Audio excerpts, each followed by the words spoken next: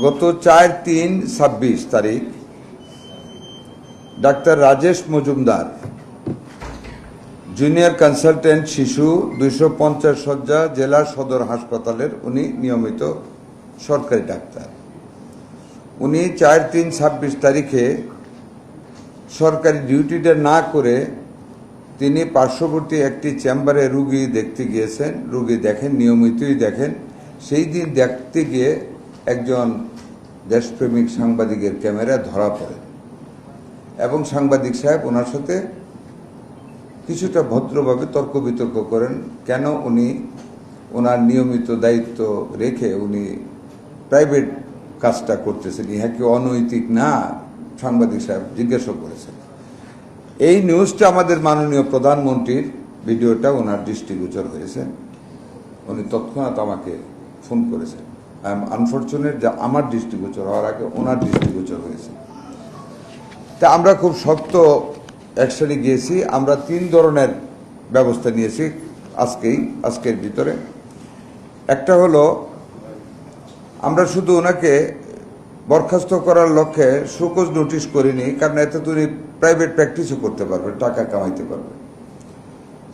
আমরা এইসব লাইনে যারা আমরা সরকারি সুযোগ সুবিধা নিয়ে সরকারের পক্ষ থেকে জনগণকে সেবা দেওয়ার মানুষে নিয়োজিত হয়ে ওই কাজটা ছেড়ে যারা ব্যক্তি স্বার্থে আমরা অন্যত্র কোনো কিছুতে নিয়োজিত হই, এটা অনেক শাস্তিযোগ্য অপরাধ। সেই লক্ষ্যে আমরা যতটুকুন করণীয় আইন অনুযায়ী আমরা ততটুকুনি অগ্রসর হয়েছি ওনার ব্যাপারে, যাতে এটা এক্সাম্পল হইতে।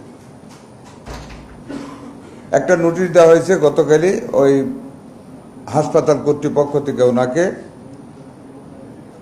আমি সংক্ষিপ্তভাবে আপনাদেরকে বলি, আপনার কপি পেয়ে যাবেন। তাকে সরকারি কর্মচারী শৃঙ্খলা আপিল বিধিমালা 18 বিধির 39 বিধি মোতাবেক কেন চাকরি থেকে সাময়িক বরখাস্ত করা হবে না, তার জবাবপত্র জারির 3 দিনের মধ্যে নিম্ন স্বাক্ষরকারী বরাবরে দাখিল করার জন্য একটা নোটিশ দেওয়া হয়েছে। Why he will not be suspended, কারণ দর্শার নোটিশ একটা দেওয়া হয়েছে ওনাকে।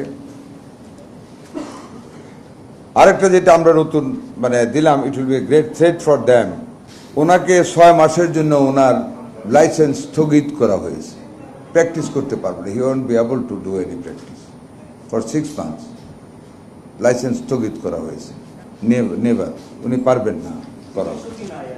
হ্যাঁ, no, he is no more the চিকিৎসক, because he has no licence, সুতরাং তার কোনো চিকিৎসা করতে পারবে না। আরেকটা আমরা মন্ত্রণালয় থেকে করেছি, এমত অবস্থায় doctor Rajesh Majumdar, junior consultant শিশু, শরীয়তের বিরুদ্ধে সরকারি কর্মচারী শৃঙ্খলা আপিল বিধিমালা 18-3 বিধি অনুযায়ী কর্তৃপক্ষ অসদাচার বিভাগীয় ব্যবস্থা গ্রহণের জন্য নির্দেশ করে অনুরোধ করা হলো। আমরা we have kept A pressure আগে। আমরা এখান থেকে আরেকটা চিঠি দিয়েছি স্বাস্থ্য সেবাকে, কেন তার বিরুদ্ধে ব্যবস্থা না গ্রহণ, ওইটা করার জন্য, ব্যবস্থা গ্রহণের নিমিত্তে সকল ব্যবস্থা গ্রহণ করার জন্য। সুতরাং আমরা we have taken it very seriously. এটা শুধু উনি ধরা খেয়েছেন, এটা যে উনি আমরা বাস্তবে না, আরও অনেকে হতে পারে, তাই না? অনেকে অনিয়মিত যান, অবশ্য অনেকটা রেকটিফাই হচ্ছে।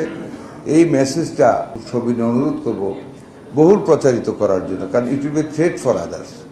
এটা কিন্তু পানিশমেন্ট নয়। আমরা অলরেডি উদ্যোগ নিয়েছি সব জায়গায়। এটা কিছু গোপন ব্যাপারে এর মধ্যে আছে, কীভাবে উদ্যোগ নিচ্ছি এটা ডিসক্লোজ করব না। আমরা বিভিন্ন মাধ্যমে আমরা উদ্যোগ নিয়েছি, আপনারা জানেনই কারা নেয়। আমরা গোয়েন্দা কার্যক্রম, আমাদের কার্যক্রম চলছে এটা বন্ধ করার জন্য সারা দেশে। সেম আমরা একই ধরনের ব্যবস্থা সবার জন্য গ্রহণ করবো যদি এই ধরনের কেউ করে। ওটাতে আপনি রিটার্ন মেসেজ দিতে পারেন। আপনারা প্রশ্ন করেছেন, আমি বললাম যদি এ ধরনের সরকারি সময়ের ভিতরে যদি কোনো ডাক্তার বা যে কোনো ধরনের করে, এটা তো শাস্তিযোগ্য অপরাধ। যেহেতু আমরা স্বাস্থ্যে কোনো ডাক্তার যদি ওনার ডিউটিরত অবস্থায়, ডিউটি থাকাকালীন অবস্থায় যদি সরকারি সময়ের ভিতরে ডিউটি রেখে যদি বাইরে গিয়ে কোনো প্র্যাকটিস করেন, the same thing shall be taken. আমরা এবার লাইসেন্স স্থগিত করে দেব, যাতে করে আর প্র্যাকটিসটা করতে পারে।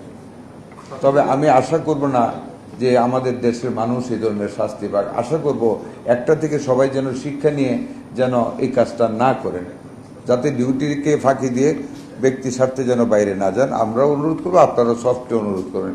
এটা খুব একটা আমরা ভাবার কিছু নাই, সবাই ভালো হয়ে যাক, নীতির ভিতরে আসুক, যাতে কারো কষ্ট না হয়। প্রত্যেকেরই তো ছেলে মেয়ে আছে, কষ্ট তো হবে না বেতন না পেলে।